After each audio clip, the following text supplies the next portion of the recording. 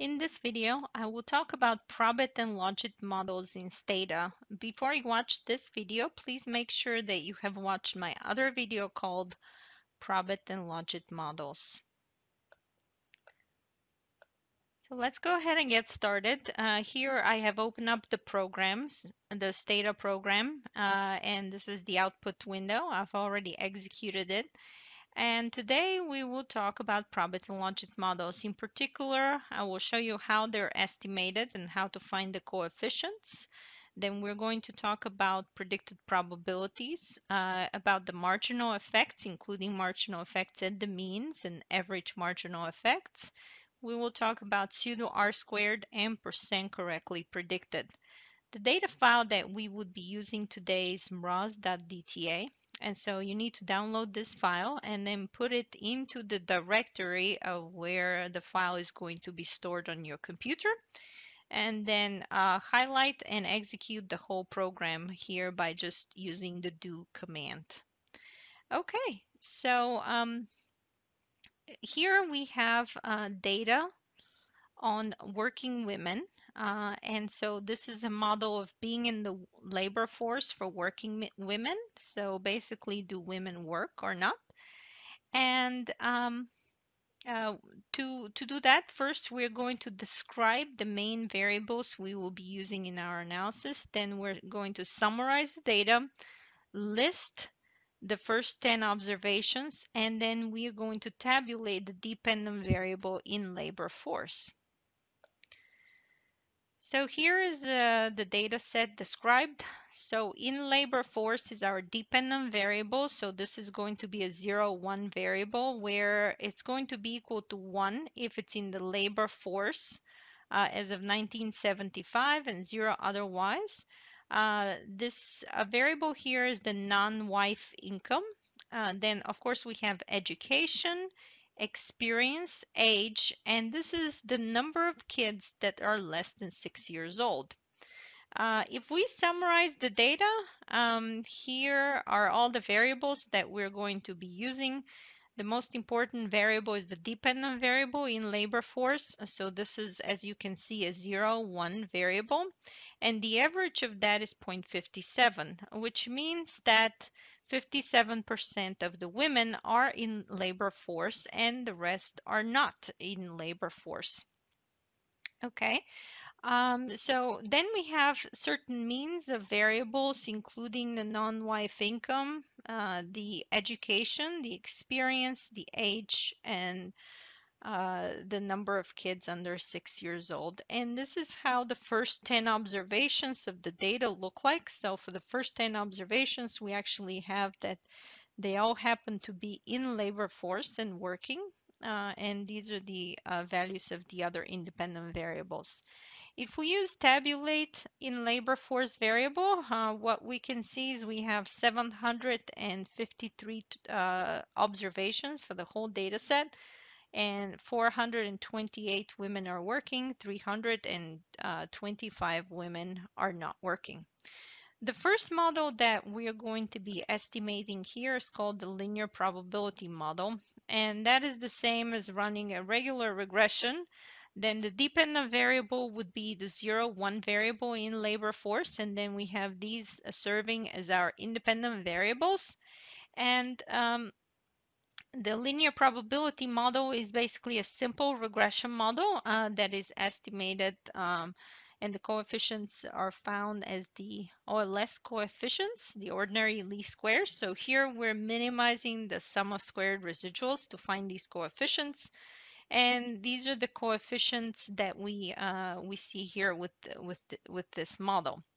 Now, a probit model is very easy to estimate. All you have to do is, instead of reg for regression, we are going to be writing here probit, then the dependent variable, and all of the independent variables. And so here's how the probit model results look like. The first thing that we're noticing here is we're starting with a log likelihood function. So the way we're obtaining the coefficients in probit and logit models are by maximizing the log likelihood function. So the first one, if we have all of the coefficients set to 0, basically the same as no independent variables, this is the log likelihood number, and then we're starting to maximize it, which means less negative numbers. So as we're changing these coefficients, we see an increase in the log likelihood, and by the fourth iteration we actually maximize the log likelihood, and this is the final log likelihood that we're seeing here for this model. So these numbers here are the coefficients, and they look like regular coefficients in a regression model. However, these are obviously the coefficients in a probit regression, in a probit model. And so how they need to be interpreted is that more educated people would be more likely to be in the labor force. Older people are going to be less likely to be in the labor force. Um, uh, People that have more children less than 6 years old in the house would be less likely to be in the labor force. So we use the words more likely or less likely here. So basically, as the independent variables increase, do we increase the probability of being in the labor force or decrease that probability being in the labor force? Notice that we do not interpret the magnitude of these coefficients. We only say more likely or less likely without quantifying these numbers. So for the probit model, basically it uses the CDF, the cumulative distribution function of the normal distribution, and that's um, the functional form for the probit model. The logit model, on the other hand, uses the logistic um, uh, form. And so basically here we have the probability of being in the labor force equal to 1, modeled as the logistic function, which means exponent of x beta divided by 1 plus the exponent of x beta. And these are the beta coefficients coming from this model here, from a logit model. So you can see again, we started with a log likelihood function, and then in several iterations, it got maximized. And so these are the coefficients that we have for the logit model. Now notice that all of the logit model coefficients are a little bit higher than the probit logit coefficients. And actually, the logit coefficients are always about 1.6 times higher than the probit logit coefficients. These are just the properties of the two functions that we use. So again, the only way in which we can interpret these coefficients is that if women have higher education, they're more likely to be in their labor force. If they have more years of experience, they're more likely to be in the labor force. If they have more young children at home, they're less likely to be in the labor force. But we cannot interpret the magnitude of these coefficients. Next, we would be talking about predicted probabilities. So after estimating the models, we can actually calculate these predicted probabilities.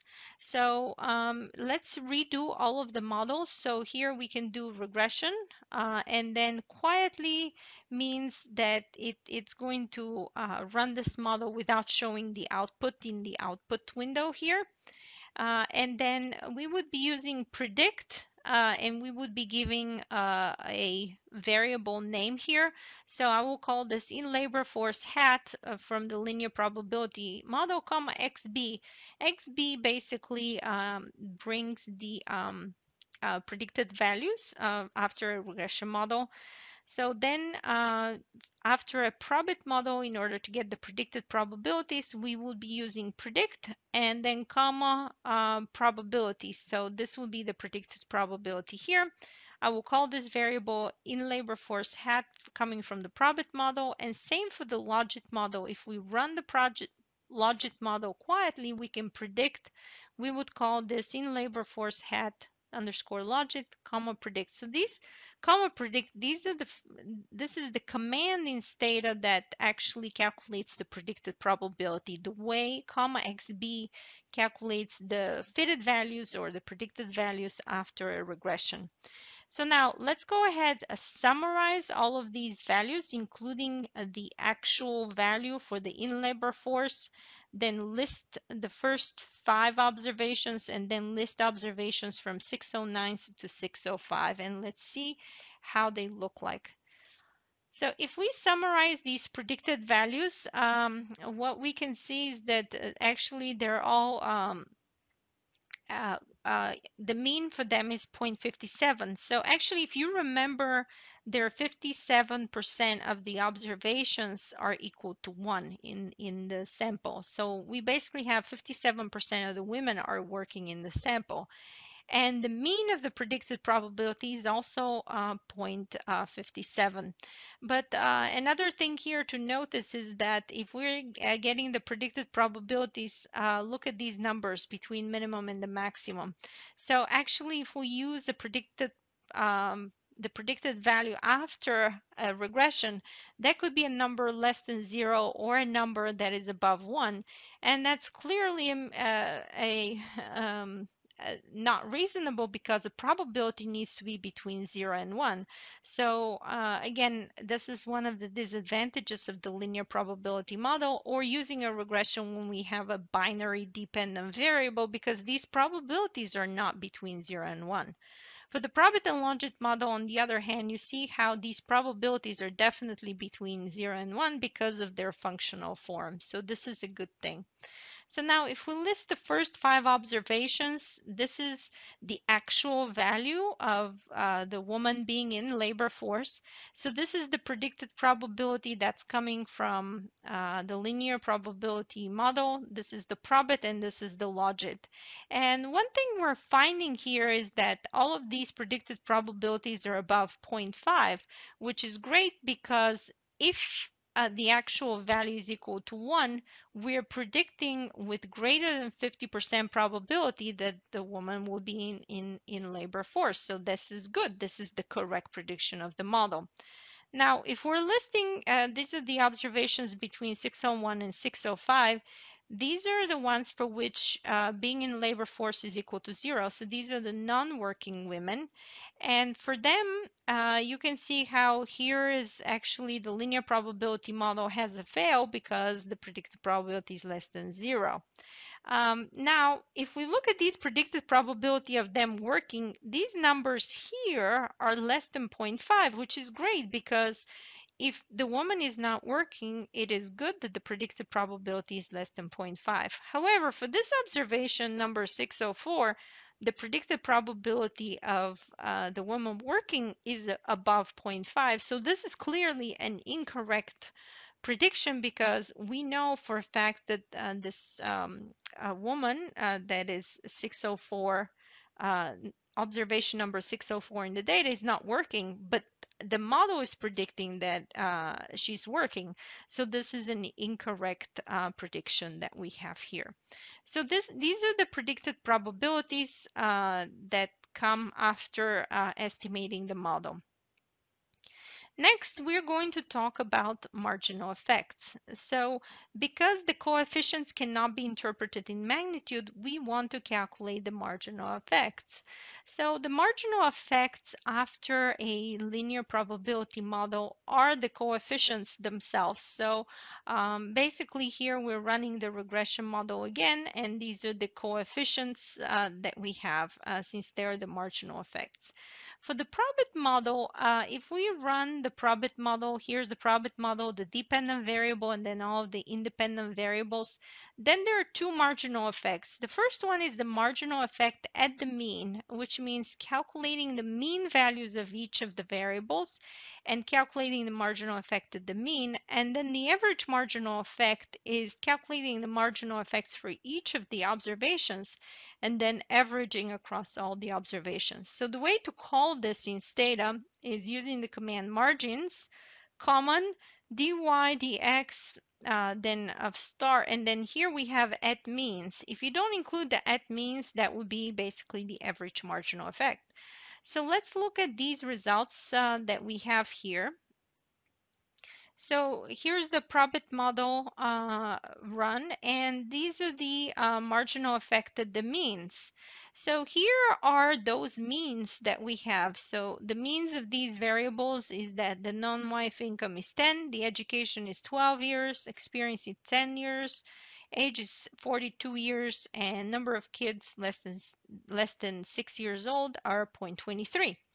Okay, so these are the marginal effects here. And because they're marginal effects, we can actually interpret their magnitude.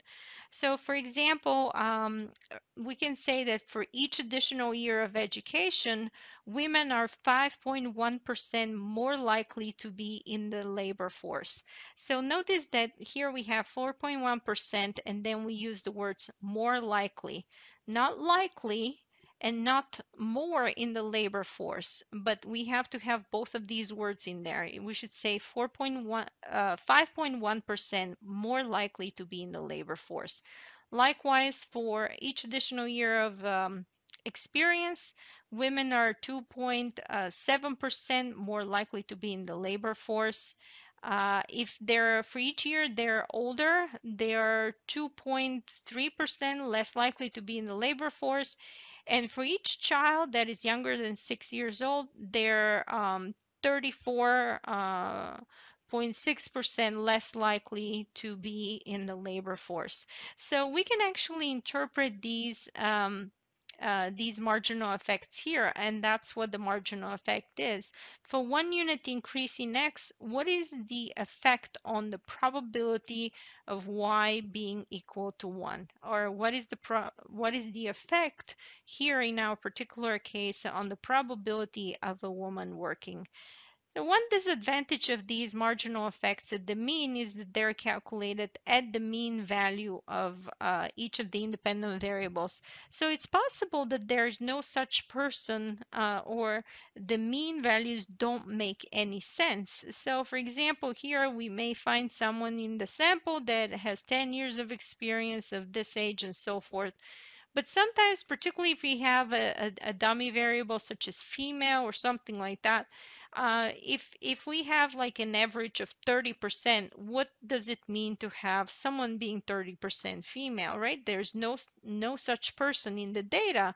We have 30% of the people in the sample are female, 70% are male, but we wouldn't have anyone with such an average value. And so that's the problem with the marginal effects at the mean.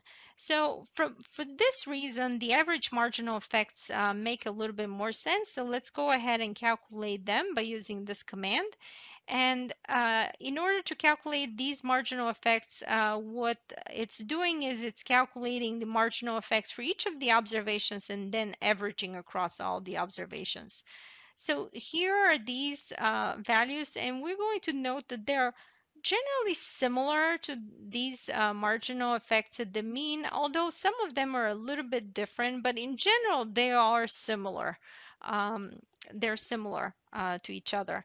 And so again, we would be interpreting these in the same way in terms of 1 additional year of education brings 4% more likely to be in the labor force. So that's how we are going to interpret the average marginal effects. So for the logit model, same thing. We need to be re-estimating the logit model and then calculating the marginal effects at the means and the average marginal effect.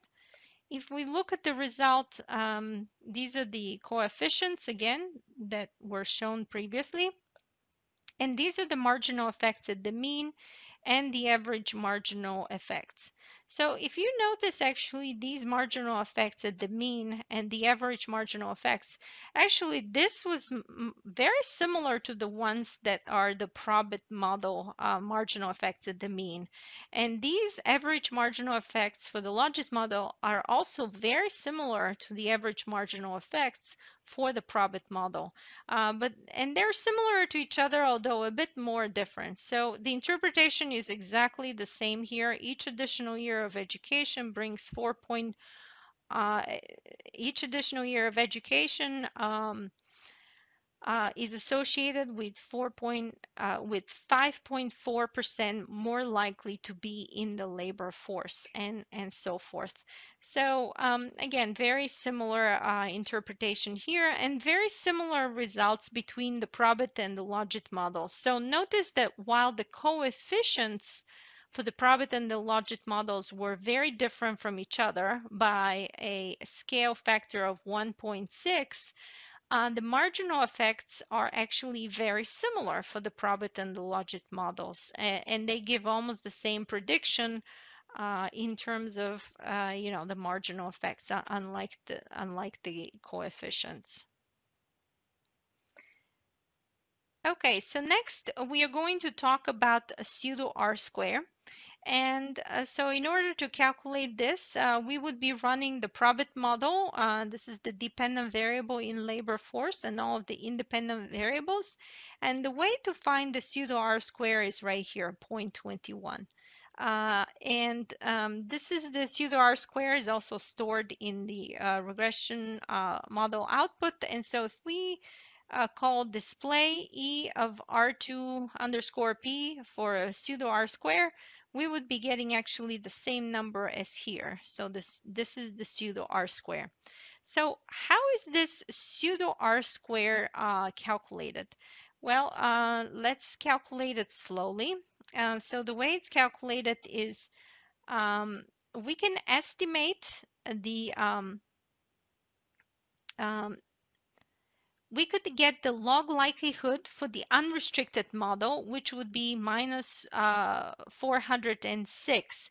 And this log likelihood, if you notice here, this is this number here. So this is the log likelihood for the unrestricted model. So then what we're going to do is we're going to generate it and store it as the log likelihood of the unrestricted model. So then we would be estimating a Probit model that only has a constant. So see how we have now Probit in labor force and there are no independent variables here.